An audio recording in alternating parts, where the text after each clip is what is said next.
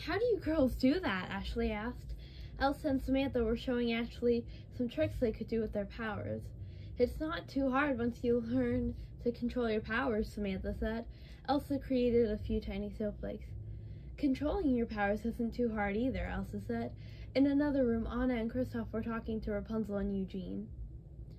To this day, I'm still confused about it, Anna said. It does sound interesting, Rapunzel said. It doesn't make sense, Eugene said. I have a few ideas, but I'm still not sure, Kristoff said. Meanwhile, Varian and Olivia were working on an experiment. Are you sure this is going to work? Olivia asked. It should, Varian replied. I'm pretty sure last time you used both those ingredients in the same beaker, you exploded it in both our faces, Olivia said. So far, nothing seems to be happening, Varian said. Let's see what happens if I do this. Olivia grabbed a piece of paper. Cassandra was alone on the balcony, enjoying the peace and quiet.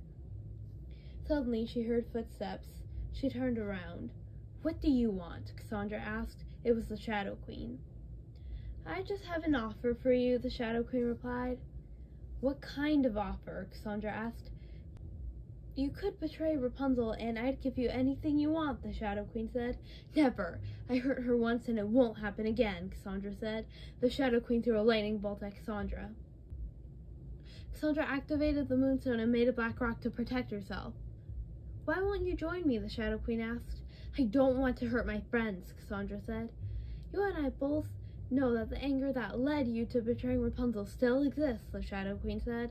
Cassandra thought about it. The anger didn't exist. It was replaced by guilt and fear. The only anger she had was towards the Shadow Queen, and if Rapunzel was her sister, then Cassandra didn't want to betray her again. The Shadow Queen continued talking. Cassandra had all she could take. Red rocks began sprouting. No, no, no, Cassandra exclaimed as she watched them sprout. The Shadow Queen was trying to upset Cassandra in some way, and it worked. Cassandra looked at the Shadow Queen's necklace. She had gained moon powers. Cassandra watched as the Shadow Queen created a black rock, jumped off the balcony, and used the black rocks to get down safely. Cassandra deactivated the Moonstone and ran inside. She needed to tell the group what happened. The rest of the group was hanging out in the Great Hall. It turned out that the scarf was a Northuldra scarf, Anna said, and that's how we found out our mother was Northuldra, Elsa said. Elsa and Anna were telling the rest of the group about one of their discoveries in the Enchanted Forest. Interesting, Rapunzel said. What else did you find out in the Enchanted Forest? Eugene asked. Before anyone could say anything else, Cassandra burst into the room. The Shadow Queen has gained moon powers. Oh no, Rapunzel gasped. How did it happen? Anna asked. The Shadow Queen tried to convince me to betray you. The more she said, the harder it became to stay in control. I completely lost control and red rocks began to sprout. Those red rocks were a sign that the Shadow Queen had created enough fear in me for her to succeed, Cassandra explained. Her voice sounded very upset.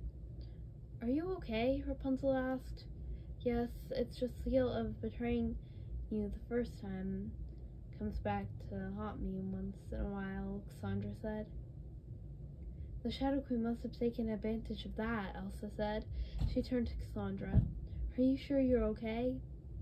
I guess the Shadow Queen gaining moon powers feels just as bad as when I led Xantiri to the Sundrop and Moonstone. I let you guys down, Cassandra said.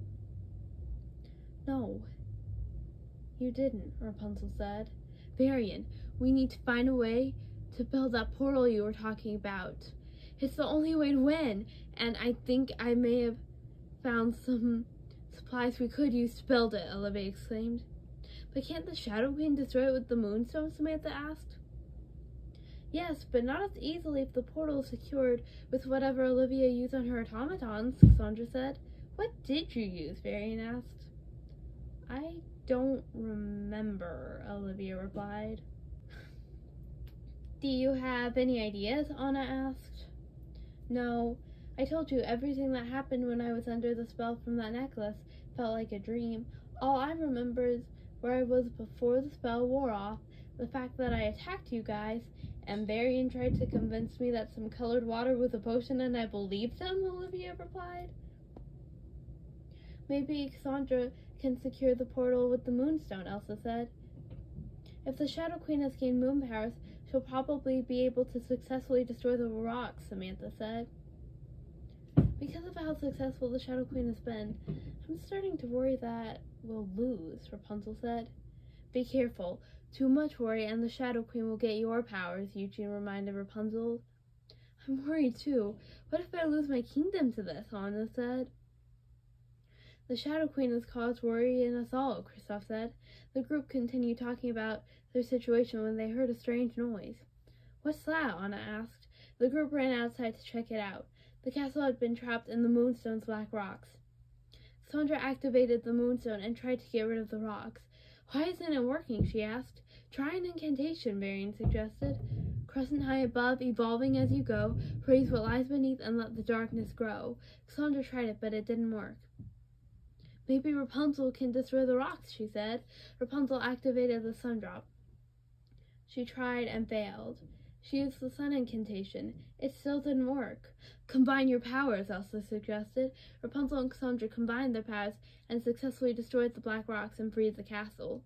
But there was another problem. The Shadow Queen had used the Moonstone to create darkness. The sky was even darker than at night, but it was the middle of the day. What happened? Elsa asked. I don't know. It must have been the Shadow Queen. Now what's that army coming to attack us? Olivia asked. A bunch of tiny water creatures were headed towards the group. Elsa froze the creatures, but it didn't work. Samantha tried using her lightning powers on them. That failed too. Rapunzel threw a sunbeam at them. A few fell over, but they got back up.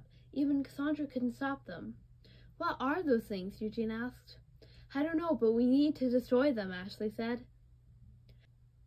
Elsa, maybe you and Samantha could combine your powers, Rapunzel suggested. Let's do it, Samantha exclaimed. Elsa and Samantha combined their powers and stopped the creatures. Now we need to stop this darkness, Olivia said. I don't know how, Cassandra said. She tried something. It didn't work. She kept trying, but nothing worked. Maybe Rapunzel should try it, Cassandra suggested. Rapunzel tried to stop the darkness. Nothing she tried worked. Maybe we should combine our powers, she suggested. Rapunzel and Cassandra combined their powers and were able to stop the darkness. The sun slowly began to shine its light. Everyone had to cover their eyes until they could adjust to the light. Anna, you might want to see this. Kristoff pointed to the village in the distance. It's been destroyed, Anna cried. The Shadow Queen must have done that, Cassandra said. She deactivated the Moonstone. Rapunzel deactivated the sun drop.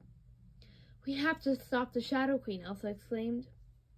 Maybe we can outsmart her somehow, Samantha suggested. The group went back inside the castle and tried to come up with a plan to beat the Shadow Queen. They needed an idea quickly. They were running out of time.